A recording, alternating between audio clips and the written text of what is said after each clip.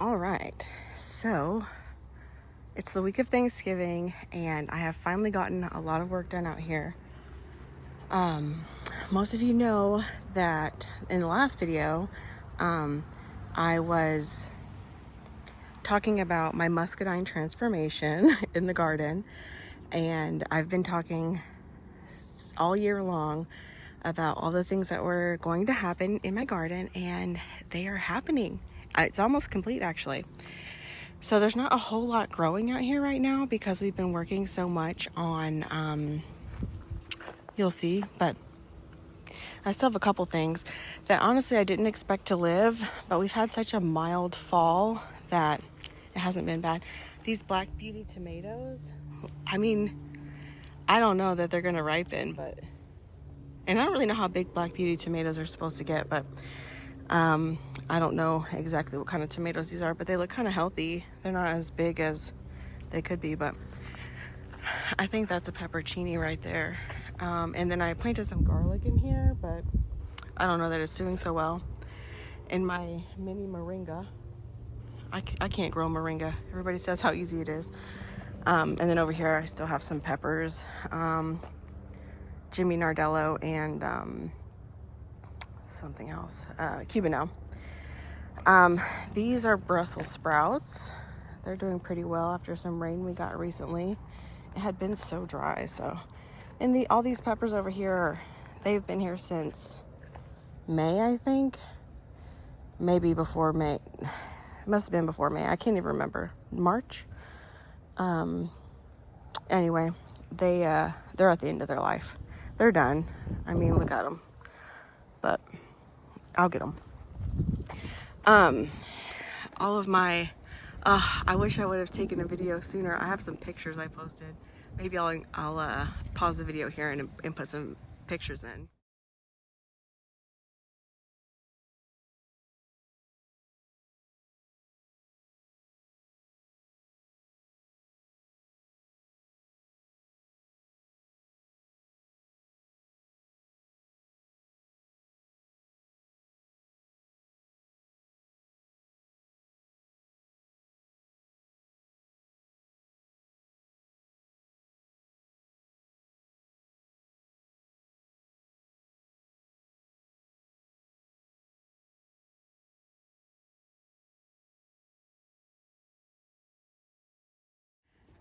These Tithonia diversifolia, whenever they flower, it's just a beautiful thing. My husband and I decided next year we're going to plant them all along our front yard for some privacy from the road. Plus, they're just really pretty whenever they flower. These are broccoli I planted here. Still have some random peppers and stuff. And then I moved a lot of the strawberries over here. As you can see, they're doing okay, I think. But I see a bunch of volunteer tomatoes popping up also. Some of the strawberries are over there, and you can see I put some in that little mobile bed there. I just have to find a good place for them. So I don't have a lot to talk about over here. I had a bunch of bok choy growing here. One of them is growing back, but we ate those, and I gave some to my son's teacher. She has some guinea pigs, and they like stuff like that. Here's some more bok choy. This one's bolting. That's how mild our fall has been. It's been really hot. I've actually worked up quite a sweat today, and I've only been out here for like, I don't know, less than an hour for sure, maybe 30 minutes. And I was just raking some mulch around. But anyway, this is all a cover crop of mustards. You guys know, if you've been watching me for any length of time, I got the dreaded root knot nematodes. So that's supposed to help control them. I don't know if it works or not. That's a collard green that I had growing in another place, and I moved it, and it didn't really like that. So that's okay. These peppers are done too. That's a dead blueberry plant with the rest of my dead blueberry plants. And if you guys remember, there was a cattle panel there and a bed where the strawberries were, and I have removed it. I had started raking out the rows, and something came up and my husband was like, well, I'll do it. You go take care of that. And you'll see where he did is much better. So he's going to come through and fix this part for me. But yeah, so over here, not much going on. This is where all of my Thai soldier long beans were, and I took them down and they reseeded themselves. So I'll just let them grow until I need to do something else. And then you'll see this side is not completed. Well, really neither side is completed, but we discovered that there's a giant tree stump there. So my husband was burning that, but he had to put it out so he could go do something else. Didn't want to leave it burning. So, or no, he didn't. He didn't put it out. It just went out. So yeah, that's that. So here is the best part. Okay, so you guys see the kind of soil we're working with. It's like sand and grit and grossness, but we're gonna repair it. It's gonna be great. And this is where the muscadines are going. So let's look from this angle. All right, so we have these posts, which used to be fence posts in our front yard, but we took that fence down when we moved in. But the posts are still really good. Obviously you can see like they could use a repainting, and maybe someday I'll do that, but for now these posts are still really good. And so we are going to put the wire across, and each one of these rows is 30 feet. And I think it's recommended for each muscadine plant to have 20 feet, 10 feet on each side. But that didn't really work because we have this walkway that I wanted to keep, because it's a long story, but there needs to be a walkway to the back there.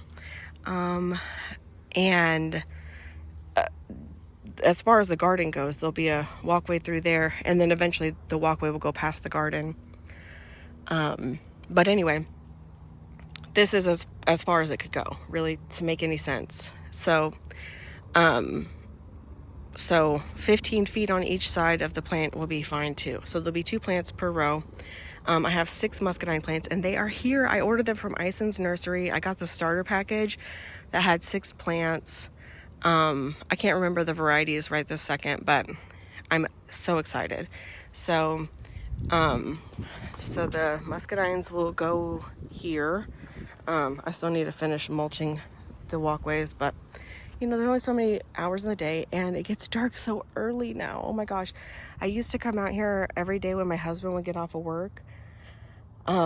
He gets home at like 4:30, 5 o'clock, and it's like getting dark by the time we're done with dinner. So it's been an adjustment. So I'm definitely ready for this part of the year to be over.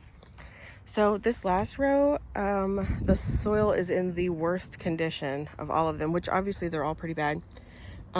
I have done a lot of work repairing the soil up there.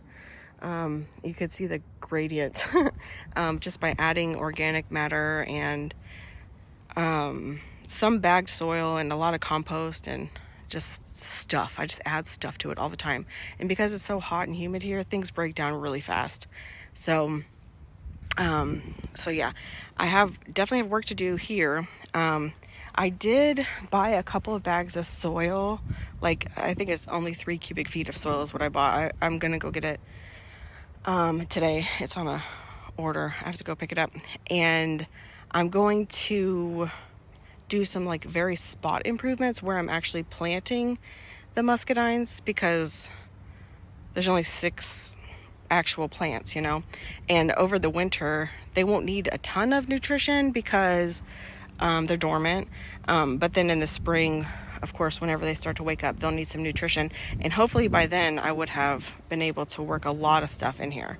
So I'm gonna go get like a whole truckload of compost and really start working that in. And I have a bunch of compost over there that I've been laying on. I just have to work it all in. It's just all a process, you know. So the parts where the actual plants are going, I'm going to, you know, really work some soil in, and then the rest of it, before the roots expand too much, will work on, you know. and we got to finish, you know, setting up these rows and raking it up and all that. And next weekend or whenever my husband's gonna put the wires up that go across. It's not a huge rush for that because they're gonna be on like a little cane pole until they reach the wire, probably in the spring, so it'll be good. I'm worried that they're not gonna stay dormant here though, but people grow muscadines here all the time, so obviously they grow. I'm just worried because right now they're dormant, and I think where they came from, I want to say it was Georgia, and I'm pretty sure it's like cold there, so I don't know. But anyway, I moved that Satsuma tree over there from over here, so hopefully it lives. But if it doesn't, whatever, man. I mean, it didn't really do I mean, it grew, but there's no signs of flowering or fruit. So I don't know, man. Is what it is. But yeah. So I still have a lot of work to do, but I'm just saying, like, a lot of work has been done. And I don't know if the video really does it justice because, you know, it's like one of those things where you think like, oh, I'm just going to move this over here to over here. And, you know, doesn't seem like that big of a deal.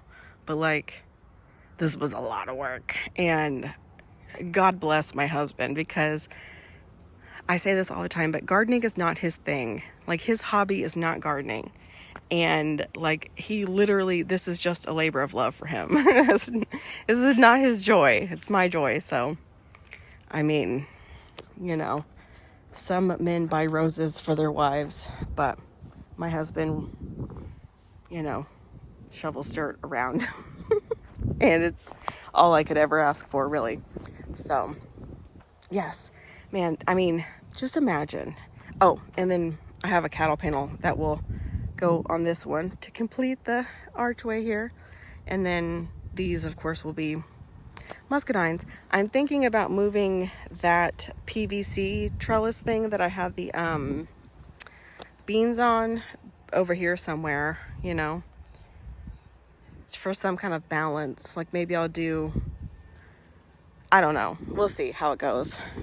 That's really not that important because, you know, I have years to tweak things. I can tweak things whenever I want, you know? That's the best thing about anything, is nothing's permanent. Nothing's permanent in the whole world. But yes, so this is my beautiful garden now. When does a garden quit being a garden and start being like a hobby farm? I'm just kidding. It's definitely not a farm. But I couldn't be more excited. Like, I wish you guys could feel the joy that I have in my heart right now for this mud hole. And it always looks like such a mess because, like, there's like ripped up cardboard here, and you know, you really got to see the vision, and like piles of grass, and you know, like a dead banana tree and a broken dump truck, and that pole needs to be taken out still. But you know, there's just only so many hours in a day. My husband and I are always looking at each other and saying, you know, every day only has 24 hours still. So yeah, but it's gonna be great. It's really gonna be great. Just wait. I promise you, it's gonna be so great. This is my little flower thing. I don't expect you guys to remember everything, but really, I say this all the time. I really make these videos so that I can go back and look and see at the progress. But this little round garden bed here was flowers and stuff, and I started getting all the dead flowers and just putting them over here, and I let them dry, and I just kind of cut them up a little bit. And after the rain, we got like a week of rain. It just rained nonstop, and they started to sprout. You see all the little sprouts? So maybe I'll have a whole bunch of zinnias over here. Let me move this stone. Ugh. Maybe we'll get some sprouts there too. Yes, okay. Anyways, that's that, man. I'm just really excited. I have a ton of stuff I need to plant out, but you guys see I don't really have a lot of prepared space for things to be planted out. So I really need to, like, at least get one row like all the way together and completed where I'm not going to mess with it anymore, because I have onions that need to go out, which I'm not sure they even have a hope, because I don't know if I've done it right, but I have onions. I've got a ton of different brassicas. Here, oh, let's go look at them real quick. All right, don't judge me, y'all. I mean, really, we live here and there's toys everywhere. Oh, my son wanted to pour that out, so there's dirt everywhere. You know what? So I don't really know what's what over here, but I want to say these are kohlrabi.